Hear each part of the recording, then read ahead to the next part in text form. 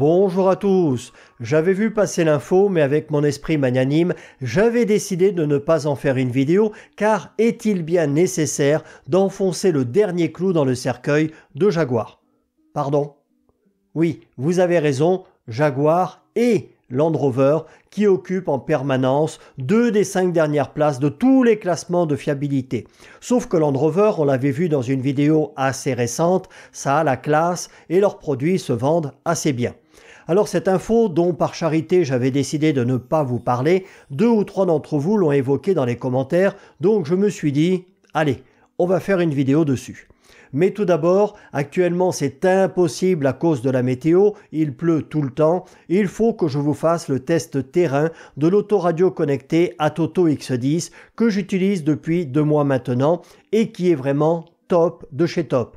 J'en ai d'ailleurs discuté hier avec un autre créateur de contenu qui doit sortir une vidéo dessus et lui aussi m'a dit n'avoir jamais entendu ses enceintes sonner aussi bien qu'avec cet ATOTO. Et pourtant, il avait un Alpine avant. Je vous prépare aussi un super comparatif entre 4 boosters de batterie GF-Eguo, mais il faut attendre que le soleil ressorte. Donc c'est paru sur plusieurs sites, nous on va prendre l'article d'Auto 123 écrit par Daniel Ruffiange le 28 novembre 2024.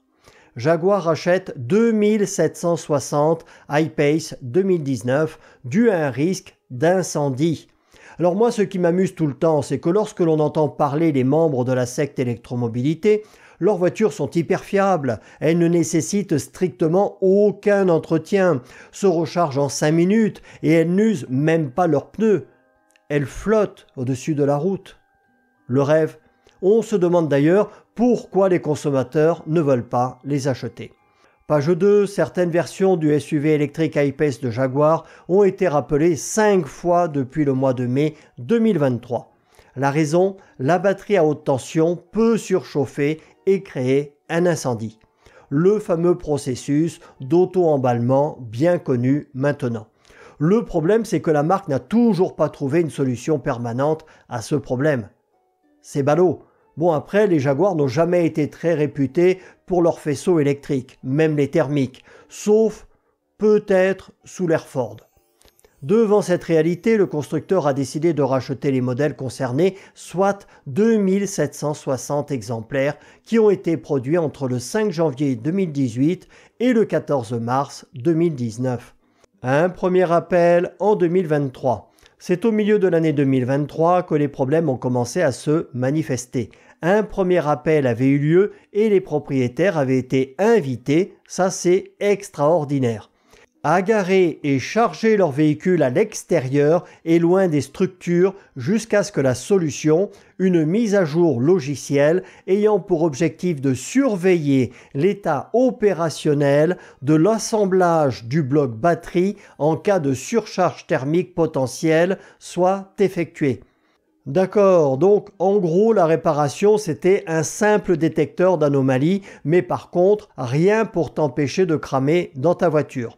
Dans un article, il disait qu'en cas d'incendie dans une électrique, tu avais au maximum une trentaine de secondes pour en sortir. Autrement dit, si tu es à 130 sur l'autoroute, avec 2 enfants sanglés dans des sièges bébés à l'arrière, avec un peu de chance, tu peux t'arrêter et t'en sortir, mais tu laisses cramer tes gosses à l'arrière.